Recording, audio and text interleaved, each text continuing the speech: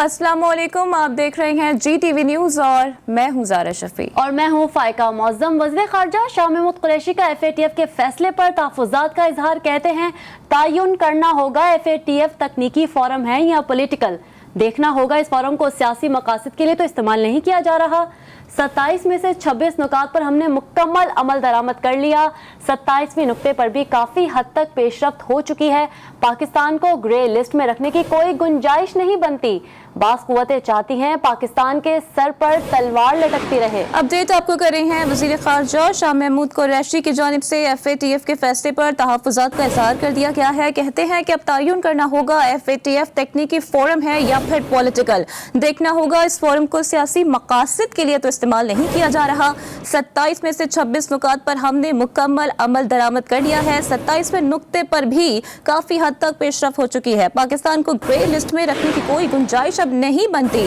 बास कुव्वतें चाहती हैं कि पाकिस्तान के सर पर तलवार लटकती रहे। अपडेट आपको कर रहे हैं तयन करना होगा कि FATF तकनीकी फोरम है या फिर पॉलिटिकल। शाह महमूद कुरैशी ने सवाल उठा दिया है और इसी हवाले से खुसूसी रिपोर्ट भी मुलाहिजा कीजिए। पाकिस्तान को ग्रे लिस्ट में रखने पर सवालात उठने लगे। वजीर खारजा शाह महमूद कुरैशी ने तहफ़्फ़ुज़ात का इजहार कर दिया।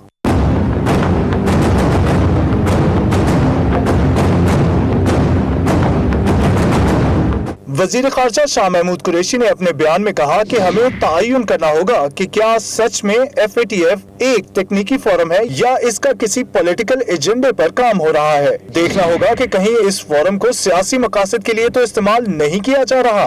उन्होंने कहा पाकिस्तान ने 27 में से 26 नुकात पर मुकम्मल अमल दरामद कर लिया है, जबकि 27वें नुक्ते पर भी काफी हद तक पेशरफ्त हो चुकी है। इन इक़दामात के बाद पाकिस्तान को ग्रे लिस्ट में रखने की कोई गुंजाइश नहीं बनती। उन्होंने मजीद कहा कि बास कुव्वतें चाहती हैं पाकिस्तान के सर पर तलवार लटकती रहे।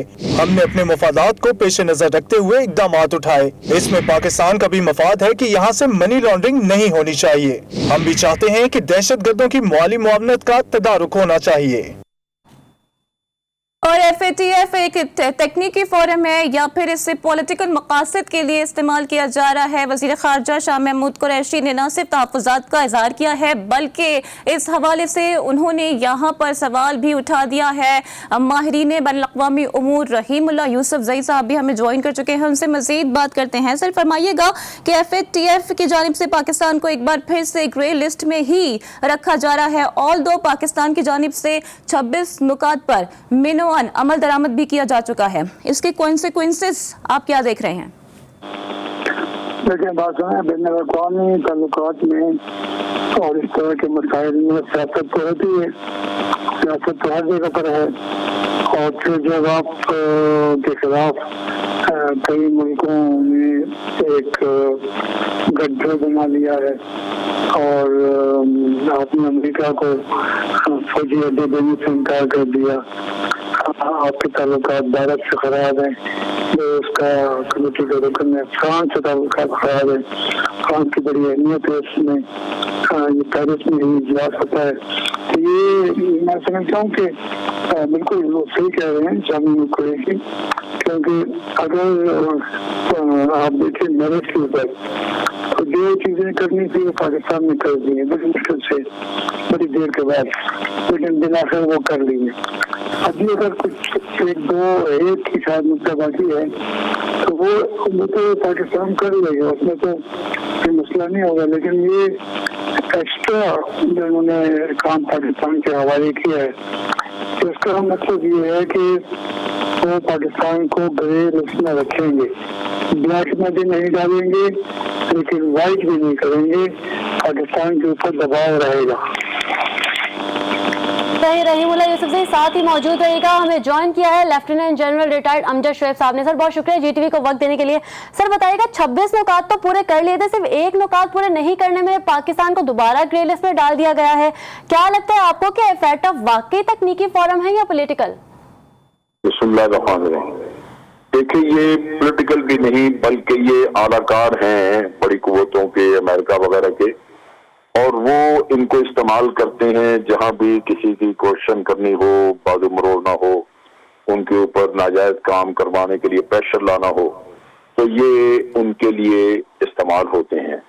वरना तो आप देखिए कि भारत के ऊपर जो कुछ अभी सूरत हाल है वहाँ पे, और यहाँ सवाल भी पूछा उन्होंने ये जो यूरेनियम वगैरह की वहाँ पे ब्लैक मार्केटिंग हो रही है, फरोख्त हो रही है, तो उसने जवाब नहीं दिया। बात ये है कि ये अदारे कभी भी इंसाफ की बुनियाद पे, असूल की बुनियाद पे चलाई नहीं गए। इनमें कभी भी आप देखेंगे कि अमजद शोएब साहब, लेकिन इसके कॉन्सिक्वेंसेस हमने देख लिए हैं कि अभी रिसेंट 2 हमले हुए कि ताने बाने वहीं से मिल रहे हैं जहां आप इशारा कर रहे हैं। नहीं, वो जरूरी नहीं है कि इतनी जल्दी ये यहाँ पे दहशतगर्दी का कोई काम उसे करे, नहीं, ये तो उनका बड़े अरसे से हमारे खिलाफ ये चला ही आ रहा है, और हमें तवक्को थी कि चले हम शायद ग्रे लिस्ट से बाहर निकलें। एक वक्त तक तो ठीक है कि आपके कुछ नुकात रहते थे, उस पर आपने अमल नहीं किया हुआ था, क्योंकि हम उस वक्त भी कहते थे कि अगर आप सारे नुकात पे अमल करके ले भी जाएं तो तब भी आपको ग्रे में लिस्ट में रखेंगे किसी न किसी बहाने। तो अब आ गई सूरत हाल। पहले तो हमारा ही था कि भाई हमने पूरा अमल नहीं किया हुआ था, लेकिन अब तो सारा कुछ आपने किया हुआ है। तो ये हमें समझ लेना चाहिए कि हमें इस चीज पे वो दबा के रखेंगे, इसका कोई ताल्लुक आपके अमल पे नहीं है, लेकिन उस लिहाज से हमें फायदा है इसका कि ये हमारे अपने कवानीन बन गए, हमारा अपना सिस्टम बेहतर हो गया। इससे हुकूमत को बाहर से जो हमारे एक्स पाकिस्तानी पैसा भेजते हैं वो रेमिटेंसेस काफी बढ़ गई हैं, इसी वजह से कि हुंडी वगैरह का इस्तेमाल कम हो गया। तो हमें, मैं समझता हूँ कि उस लिहाज से इसको वेलकम ही करना चाहिए कि हमारे अपने मुफाद में था कि हम अपने मामलात को सीधा कर लें। तो उस लिहाज से कवानीन भी बन गए, क्योंकि हमारे मुल्क में भी बड़ा रिवाज था ये मनी लॉन्ड्रिंग का। इसमें एक चीज और है देखने की, जो मगरबी दुनिया का बहुत ही एक गंदा रोल है, वो ये है कि सारा चोरी का पैसा स्विट्जरलैंड के बैंकों में है, सारा चोरी का पैसा बरतानिया में इन्वेस्टेड है। इनसे कोई नहीं पूछता कि भाई तुम ये डाकू लोगों को अमजद शोएब साहब हमारे साथ ही रहिएगा। रहीमुल्लाह यूसुफजई साहब भी हमारे साथ ही मौजूद हैं, उनकी तरफ चलते हैं और उनसे जानते हैं। सर, जैसा कि अमजद शोएब साहब फरमा रहे हैं कि यहाँ पर स्लीपर सेल्स हैं जो कि काम कर रहे हैं, क्या आप समझते हैं कि FATF का जो फैसला आया है उसमें भारत का भी हाथ हो सकता है, और भारत एक बड़ी रुकावट है जिसके रहते हुए पाकिस्तान ग्रे लिस्ट से बाहर निकल तो जाएगा, लेकिन शायद इसमें एक अरसा लग जाए? भारत को जब भी मौका मिलेगा वो पाकिस्तान को नुकसान पहुंचाएगा, ये कोई ढकी छुटी बात नहीं है। कभी भी किया, अभी भी करेगा, आंदा भी करेगा। दूसरा तो हमें होशियार रहना चाहिए कि हमें कोई बेहतर तवक्को भारत से नहीं रखनी चाहिए। और अभी तो चूंकि के ताल्लुकात बड़े करीबी हैं अमेरिका के साथ, और वो चीन को मुहासरे में लेने के लिए ताउन कर रहा है मगरब से, अमेरिका से, तो उसमें तो उसकी अहमियत और भी बढ़ गई है। तो मेरे ख्याल में हमें ये इसका एहसास है कि हमारे जो है इस तरह के फोरम में हमारे दोस्त हैं, लेकिन कम है, ज्यादा तो हमारी मुखालफत होती है। तो मैं समझता हूँ कि ये भारत को जब भी मौका मिलेगा तो वो करेगा, और वो कर रहा है। और ये जो इस तरह के जो इदारे हैं तो उसमें से नुमाइंदगी जब आपको मिल जाए तो फिर आप उसको इस्तेमाल करते हो अपने मकासद के लिए, अपने मफाद के लिए, और अपने मुखालिफिन को नीचे दिखाने के लिए। ये बिल्कुल हकीकत है कि उसको अभी भारत इस्तेमाल कर रहा है फोरम को, और वो और भी करेगा, और वो तो हमारे खिलाफ।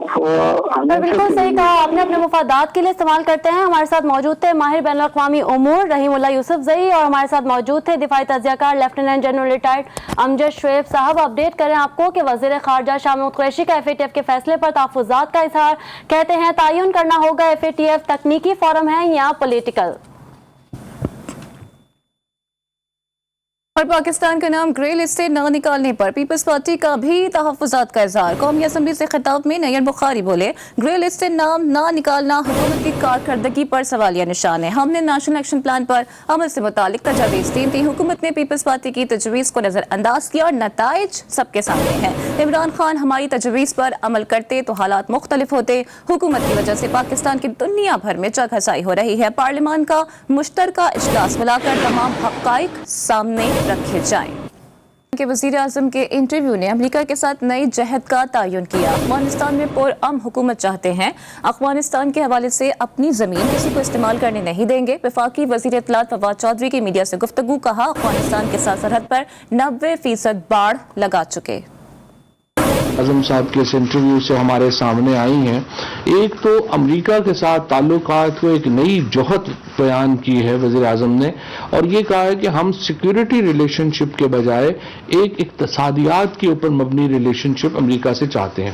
وزیر اعظم نے ہندوستان سے جو تعلقات میں بہتری ہے اس کے اوپر بھی اپنی پرامیدی ظاہر کی ہے. افغانستان کے حوالے سے وزیر اعظم صاحب نے یہ کہا ہے کہ ہماری سرزمین نہ تو ہم امریکہ جو ہے سمجھتے ہیں کہ اس کو استعمال کرنا دے گا. اگر افغانستان میں صورتحال ڈیٹیریٹ ہوتی ہے یا خراب ہوتی ہے تو پھر ہم اپنا بارڈر مکمل طور پہ سیل کرنے کا بھی سوچیں گے. پاکستان اور افغانستان کا بارڈر 90% تک اب ہم اس کو باڑ لگا چکے ہیں. چین اور امریکہ کے درمیان جو اس وقت ایک تناؤ کی کیفیت ہے, 1970 کی دہائی میں جب امریکہ اور چین کے درمیان تناؤ عروج کے اوپر تھا, پاکستان نے اس تناؤ کو کم کرنے کے لیے اپنا کردار ادا کیا تھا.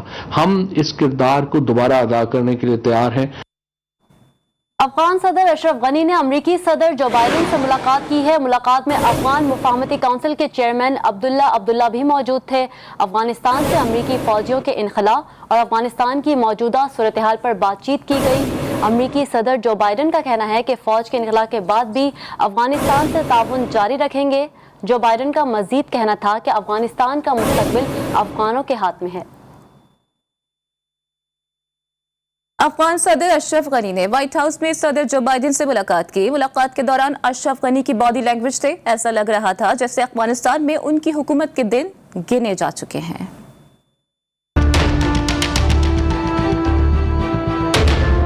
امریکی صدر جو بائیڈن سے ملاقات کے لیے افغانستان میں اپنی حکومت کو بچانے کے لیے افغان صدر اشرف غنی خوشی وائٹ ہاؤس پہنچے. امریکی صدر کے بجائے ان کا استقبال وائٹ ہاؤس کے عملے نے کیا.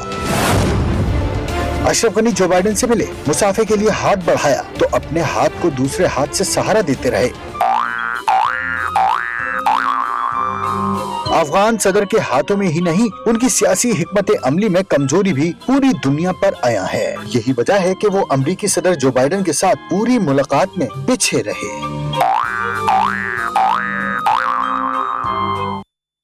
دیگر خبروں میں آپ کو بتائیں, شہباز شریف نے تارکین وطن کے حق نمائندگی کا نیا فارمولا پیش کر دیا. اپوزیشن لیڈر نے تارکین وطن کے لیے قومی اسمبلی اور سینٹ میں مخصوص نشستوں کی تجویز دے ڈالی. تارکین وطن کے نمائندے پارلیمان نے ان کی نمائندگی کرتے ہوئے مسائل پیش کر سکیں گے. قومی اسمبلی میں 5 سے 7 اور سینٹ میں 2 نشستیں مختص کرنے کی تجویز دی ہے. اپوزیشن لیڈر نے کہا کہ نمائندگی کا طریقہ کار اور شرائط سیاسی جماعتیں مل کر طے کریں. سیاسی جماعتوں کے اتفاق رائے سے قانون سازی کی جا سکتی ہے. بیرون ملک مقیم پاکستانیوں کو پارلیمان میں یقینی نمائندگی مل سکتی ہے. آزاد جموں کشمیر اسمبلی میں اوورسیز کی نمائندگی کے لیے نشستیں مختص ہیں. حکومتی ترجمان صرف گالم گلوچ کی سیاست کرتے ہیں. عمران خان اپنی کابینہ تبدیل کریں. نون لیگی رہنما رانا تنویر نے قومی اسمبلی کے اجلاس میں خطاب کے دوران مطالبہ کر دیا. کہا حکومت میں ایسے لوگ ہیں جیسے ہاتھی شیشے کے گھر میں گھس آیا. نیب صرف انتقامی کارروائیاں کر رہا ہے. نیب سے پیسوں کا حساب مانگا جائے تو ان کے پاس بتانے کو کچھ نہیں ہوتا.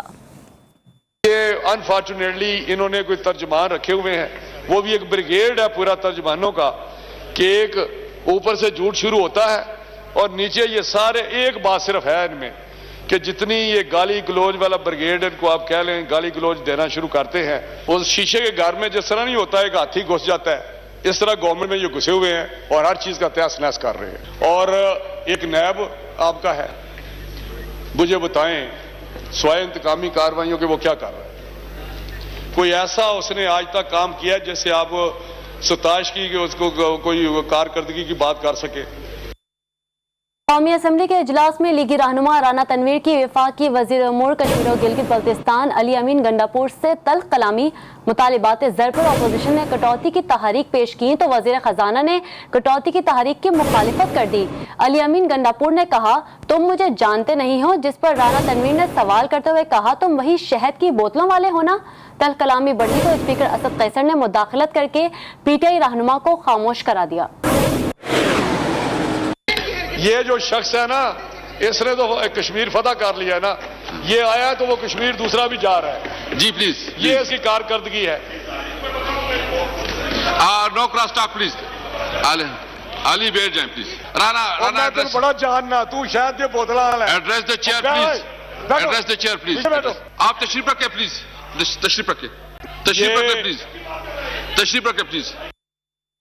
बनी गाला के बाहर तो सड़क भी इमरान खान के खर्चे पे बनी। वजीर आजम ने किफायतशारी मुहिम शुरू की। शर्म तो उनको आनी चाहिए थी जिनके दफ्तर सीएम हाउस से मुशीर पार्लिमानी उमूर बाबर अवान का कौमी असम्बली में इज़हार ख्याल। प्राइम मिनिस्टर ऑफ पाकिस्तान अपने घर में रहते हैं, उनके घर की दीवार पे 83 करोड़ रुपया खर्चा नहीं आया, बल्कि जो सड़क बनी है बनी गाला के बाहर वो भी उनके खर्चे से बनी है। शेम तो उनको कहना चाहिए जिनके 10-10 सीएम हाउस थे और 5-5 पीएम हाउस थे और वो उस पे 83 करोड़ रुपए की सिर्फ एक घर के बाहर दीवार बनाते रहे, और वो भी कौम के खर्चे पर। कि ये कट मोशन। तर्जुमान सिंध हुकूमत मुर्तजा वहाब ने पीटीआई को तहरीक इंतशार करार दे दिया। कहा तब्दीली के नाम पर इक़्तिदार में आए थे, तब्दीली का नाम लेकर अवाम को सिर्फ तबाही दी। हुकूमत गरीब को खत्म करने का प्लान बना चुकी है। बार बार इसलिए मैं अपने इंट्रोडक्शन में कह रहा था कि इनसे आप सवाल गंदुम करेंगे, जवाब चना होगा। आप इनसे पूछेंगे कि इमरान खान ने मईशत को तबाह कर दिया, वो कहेंगे पीपल्स पार्टी ने ये किया था। वो कहेंगे वो नेशनलाइजेशन पॉलिसी ले आए थे लोग। तो भाई उनसे निकलो बाहर, जो पाकिस्तान के इख्तिदार पे बार बार आवाम को बेवकूफ बना के तब्दीली के नाम पर इख्तिदार में आए थे। तब्दीली की बात करके पाकिस्तान की आवाम को दर हकीकत सिर्फ और सिर्फ तबाही दी है। और इसलिए मैं बार बार पीटीआई को कहता हूं पाकिस्तान तहरीक इंतशार। और अगर हम ये सवाल पूछ लें इनसे कि भाई ये तुम कहते थे कर्जा नहीं लोगे, IMF नहीं जाओगे, तो तुमने क्या ये तकरीबन $12 अरब पिछले 11 माह में कर्जा ले लिया है? 1.1 अरब डॉलर माहवार तुमने कर्जा लिया है। लाहौर में बारिश के बाद सूरज निकल आया है, लेकिन मौसम का हाल बताने वाले कहते हैं कि रिमझिम का सिलसिला वक्फे से आइंदा 24 घंटे तक जारी रहेगा। मजीद बात करते हैं अपने नुमाइंदे वहीद गुज्जर से। वहीद गुज्जर, आगाह कीजिएगा कि वेदर प्रेडिक्शन क्या है शहर लाहौर के लिए? जी बिल्कुल, देखें आज सुबह 8 बजे के करीब जो है शहर में बारिश शुरू होती है और 10:30 बजे तक जो है लाहौर के मुख्तलिफ इलाकों में बारिश का सिलसिला जो वो जारी रहता है। उस दौरान हमने देखा कि मौसम काफ़ी ज़्यादा खुशगवार हो जाता है, हल्की ठंडी हवा भी चलना शुरू हो जाती है और गर्मी का जोर जो है मुकम्मल तौर पर टूट जाता है। मगर उसके बाद जो है 10-10:30 बजे से लेकर 3 बजे तक जो है काफ़ी ज़्यादा हब्स हो जाता है। सूरज अपनी आबोताब के साथ नमूदार रहता है, तो काफ़ी ज़्यादा गर्मी की शिद्दत में इजाफा भी हो गया। मगर अब जो है इस वक्त भी हल्की हवा ठंडी जो चलना शुरू हो चुकी है, मौसम एक बार फिर से दोबारा खुशगवार होना शुरू हो चुका है। और इस वक्त दर्जा हरारत की अगर बात की जाए तो दर्जा हरारत जो है इस वक्त 37 डिग्री सेंटीग्रेड तक रिकॉर्ड किया जा रहा है, जबकि कम से कम दर्जा हरारत 37 डिग्री सेंटीग्रेड तक रिकॉर्ड किया गया है। वहीद गुज्जर अपडेट कर रहे थे, शुक्रिया। एक ब्रेक के बाद हाजिर होंगे हेडलाइंस के साथ। देखते रहिए GTV न्यूज़।